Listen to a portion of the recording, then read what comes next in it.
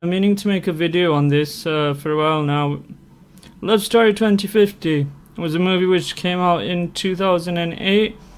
A lot of hype, huge amount of buzz behind it, going on about how the movie was nothing like anything we've ever seen, and it's got a script that was registered at the American Guild of Writers as a totally unique experience, and all that kind of fodder. And what we got was, at the time, probably the highest budgeted Bollywood movie ever, and just an absolute pile of shite.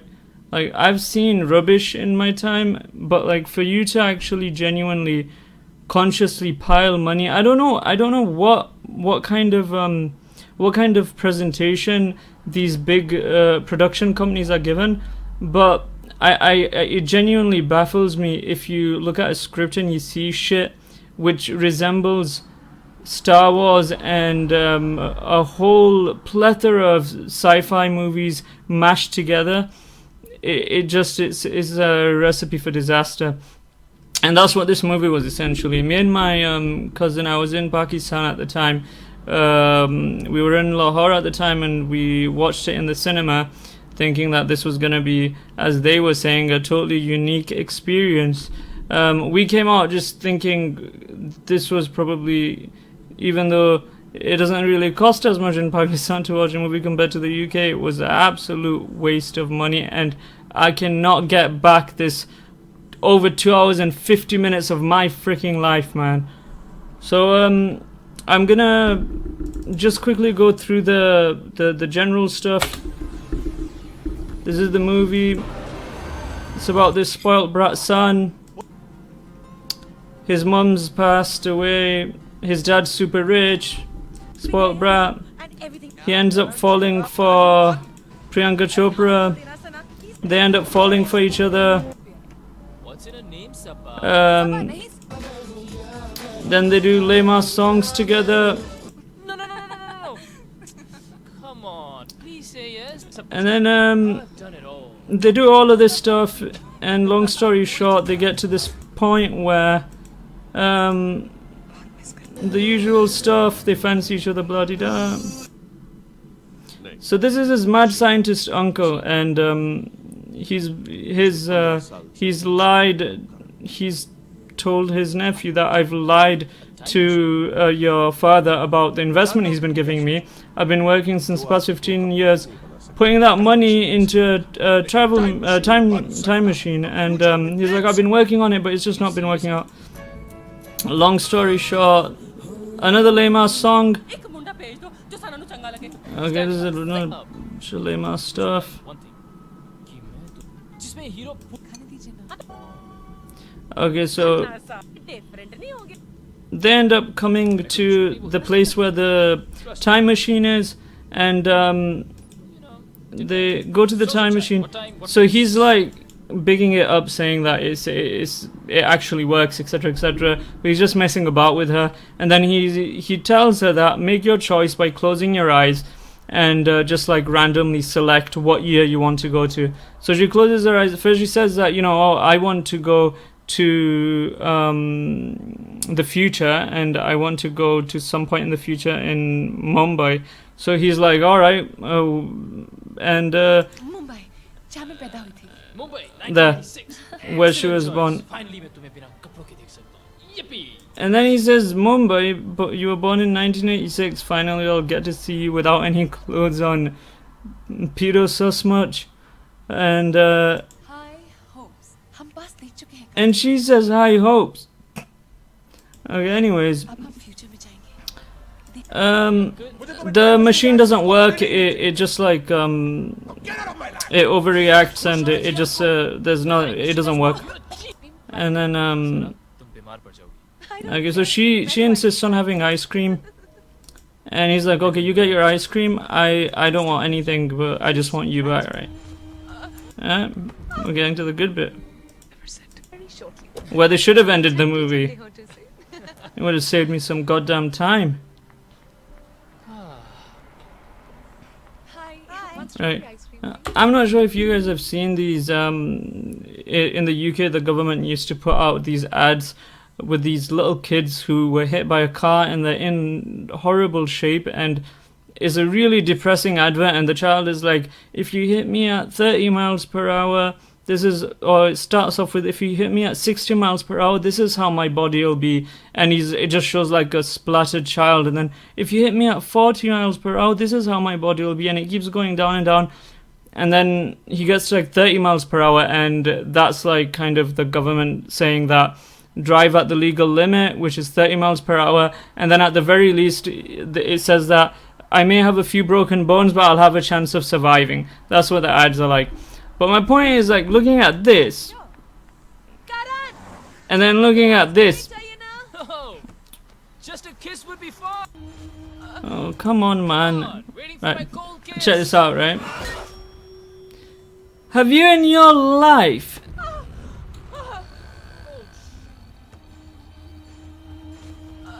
have you in your honest to God life seen or heard of you being hit of someone being hit by a damn flipping truck, like a fire brigade truck, and all you do is get hit, like you've been hit by a pole, and then you fly in the air, and then you still get up and go, oh, why are you a freaking zombie? What you made out of, woman? Like, has she got like adamantium inside her? Like, what's going on?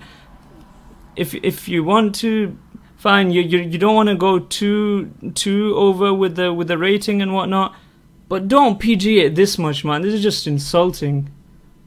Anyways, she dies. He's super depressed. So the uncle says to him that, oh, I've got you fantastic news. I've sorted out the time machine. Let's go back in time. Before she has that accident. Hey presto, sorted. Your life isn't in tatters. You're not depressed. You're not suicidal, and everything's peachy, right? And this is. Damn it! This can't happen to me now. Yo, uncle, yeah. It's there. Please, uncle. Please, uncle. So the uncle's like, oh, it was preset at 2050, and he's like, let me just calibrate it, sort it out. This lad tells him, no, because she had put in 2050, we should go to 2050, because I've got a feeling that there's a future version of her that I can actually get on board, get her back with me, come back to the past. And I believe that because she selected 2050, there will be a future version of her, even though they don't know anything about what the hell the future will be in the future, what kind of a state the situation is going to be in. Even if there is an actual version of her, it's all based off a feeling that he thinks that she's going to be there in the future. And the uncle literally tells him that, like, this is a stupid idea. We just go back. If we go back in the past, there won't be any issues with the time continuum or whatever you call it, and we'll just come back and sorted. That's it. We go back before the accident happened, save her from having the accident, and then everything's fine. He's like, no, we have to go to 2050, even though I can literally go back several days from her being splat on the ground, dead. He's like, I don't want the dead version of her, even though I can bring her back to life by going a day before that. I want the future version of her, who I don't even know exists. Just take me there. Uncle. The uncle takes him to the future. They get this android thing to help them out. So this is the future. This is what 2050 looks like, according to the budgeting team when it comes to VFX and CGI. Wow, let's go cutie please. तो फिर हम कहाँ जा रहे cutie? I feel like because apparently Weta Digital worked on this, and Weta is like they started with the Lord of the Rings series, and they've gone on to make like humongous franchise movies, mid, low, high budget, everything, you know, and I feel like the budgeting team were like, you know what, let's spend $7 million on the script, and 4-ish, 5-ish million on the effects. That should be good, right? No? Okay, yeah. Let's go.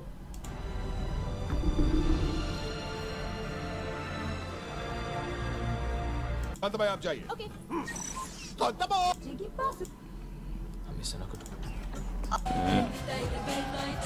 So this is her in the future. She's alive. She's like some kind of future punk rock pop star, whatever. And the rest of this movie essentially is the second half is about him. This new version of her falling for him, him getting her to fall for him because he's like, I know she can't remember me, and then him trying to convince her that she's like a reincarnation of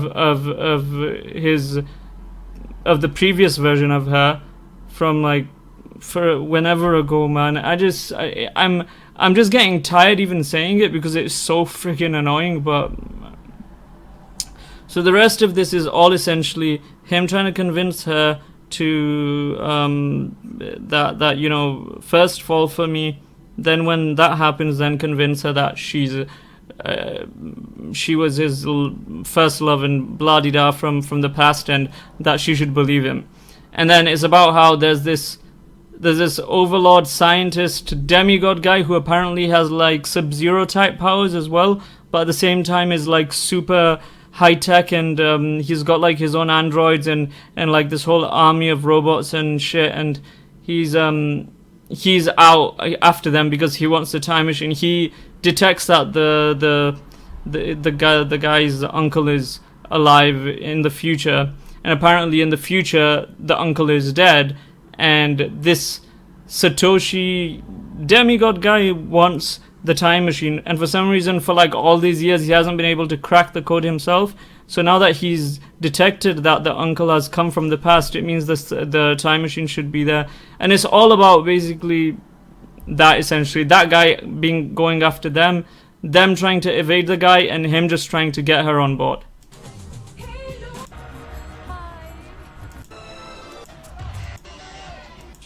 Barish? Ew. Hey, what? Yeah, this actually happens.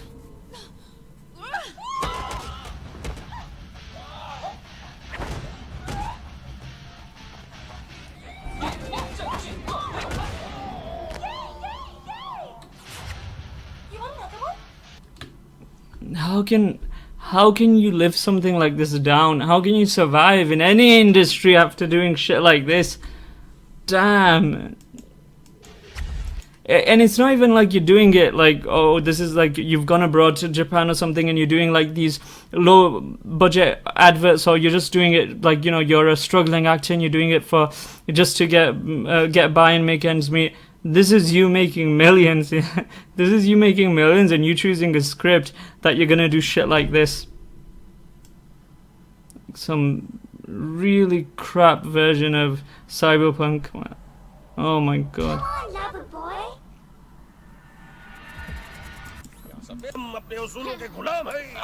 Anarkali का असली नाम Now these guys are looking for the time machine or whatever. Songs, Lema songs. बिल्कुल नहीं. Lema songs. Just look at this. पहचान सकती हो खुद को? लगता Then they're like, he's using you. She doesn't believe him. मैं तुम्हारी इस दुनिया से नहीं हूँ Saisha. So he tells her the truth. She's like, oh, I don't believe you. She leaves him. And then she picks up a diary that the previous version of her used to own. And she sees it on the ground. And she tells him, piss off, I don't want to have anything to do with you. You're a weirdo. You're making shit up now. You're a fraud, and you're like some kind of illegal person in this place. And she's gonna pick this thing up, and it's gonna suddenly trigger, I don't know, the reincarnated version of her or some shit. Section T. रुक जाओ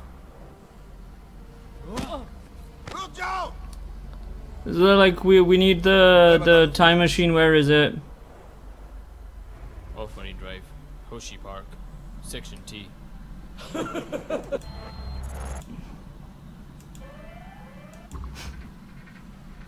Uncle, yeah. Right, now we've got like some weird ass lightsaber shit going on, like.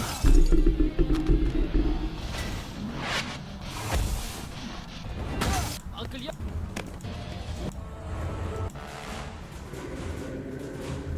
This is that Dr. Satoshi guy who's apparently has like superpowers along with being all features. Look, he's gone full Sub-Zero on him. How the flip he did that, I do not know. Like I said, demigod. Now he's got powers because he just defied gravity, man. He's like, let me blast you one more time with one of my Sub-Zero ice balls.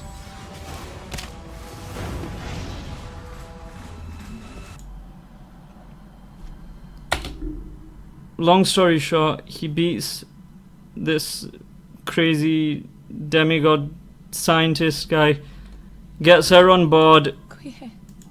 She's like, I remember, I read the diary, my everything's come back, I know who you are, blah de da. Then there's a Star Wars-esque chase scene that happens, but like a really shit version. Like really shit. Like I know people blast those Star Wars movies for their story and whatnot, but this at the very least, those chase scenes and everything, they did have a level of thrill in them, and this is just like you telling the VFX company that, oh, you know, the Star Wars movies, could you just try your best to mimic that, and we'll just go from there. Yeah, and then this bit is just a freaking stupid ass, like, that scientist is still alive, and they've only got like a few minutes to go back in time, or else they'll never get the chance again. And then this dude, this scientist guy, he ends up hitting a thingy-majig, like some kind of flying nuclear toxic waste truck or something in the air, and he just blows up and dies. And then they go back in time, and they're all just happy that their daughter's back, and they're going on about like, and then they start just joking about how, like, you know, it's like a future version of her and shit. Now when this movie came out, everyone was like comparing this guy to like Hrithik Roshan, and they were like, oh, is he gonna be like the new Hrithik Roshan? Because, you know, Hrithik Roshan had been in the industry for a good like 10, 12, 13 years by that point or something. No, not really. He had been in the industry for like a good like almost decade by that point. So people were like, oh, this is like, you know, this guy is like a B-Tech, like used second-hand version of Hrithik Roshan, man. He was just like trying to, even in the whole movie, like every every song that would happen when he'd be dancing and everything, it's like, I don't know, it felt to me like he's just tried watching a whole bunch of like Hrithik Roshan music videos, and he's trying his best to kind of mimic that. And people were like, oh, like this is gonna be his like breakthrough and shit. Oh, were they wrong? Were they freaking wrong, man? I'm just gonna show you something quickly before I'm done with this. Look at the title. This is the name of the actor, Haman Baweja. Harman generates maximum newcomer buzz, right? This movie lost the production company $7.5 million. Now, for that time, during those years, the 2000s, it's like it came out in 2008. That is a lot of money for a Bollywood movie at that time. And this is the best bit. So this is an actual critic who's given a review of Love Story 2050 for The Guardian, right? This is The Guardian. Bear in mind, this is The Guardian. Our man in Mumbai on the latest Bollywood has this week India's answer to Barbarella, Back to the Future, and Beverly Hills 90210 rolled into one. India's film industry. This is an actual guy who's an actual reviewer for The Guardian who actually said this, right? India's film industry must make more absolute stinkers than the rest of the world combined. You won't get a better example of the brain-insulting garbage it can churn out than Love Story 2050, Bollywood's answer to Barbarella, Back to the Future, and Beverly Hills 90210, all rolled into one. It's a movie industry equivalent of a corner shop directed by Hari Baweja, produced by his wife, and starring their son Harman, who no doubt had to give up his evenings and weekends to work on it for free. Nepotism much? Harman plays Karan, a spoiled rich kid wanker who struts around wearing stone-washed jeans and a henna-tinted bouffant, constantly exclaiming "oh shit" in English to show what a hip and modern fast-talking rebel he is, mixed up by his mother's death and neglected by a father who prefers making money. Karan loves crashing his dad's expensive cars as well as extreme sports, breakdancing and hip-hop and everything else wankers like doing. He also has a habit of wearing sweatbands on his wrists and even on his fingers, probably to relieve the injuries he sustained from wanking too much. While out jogging, he's got a point. When I was watching the movie with my cousin in the cinema, I was like, why has he got so many on his fingers? Like, what's going on, man? I wanted to know what those were about. While out jogging in the park, in a headband and sleeveless tank top, Karan spots a beautiful wide-eyed Sana happily playing with a butterfly and is smitten. Played by the Bambi-faced Priyanka Chopra, Sana gleams with a dark, moist muscovado sweetness that had me craning towards the screen wanting to lick her. For the first half of the movie, she's the only thing worth watching. Karan wins her heart and charms her family, and the two become engaged. While out having ice cream one night, tragedy strikes when Sana is hit by a truck while crossing the road. "Oh shit!" cries Karan, leaping in slow motion from his convertible like a complete wanker. There follows a disturbingly graphic scene, I don't think it was graphic enough, in which Sana, her hair drenched in blood, twitches and splutters her final words of affection while Karan gnashes his teeth and screws his eyes in anguish. This guy does not like this actor. Luckily, I don't blame him, to be fair. Luckily, his scientist uncle has invented a time machine in which they can go to travel to the future to find Sana's reincarnation.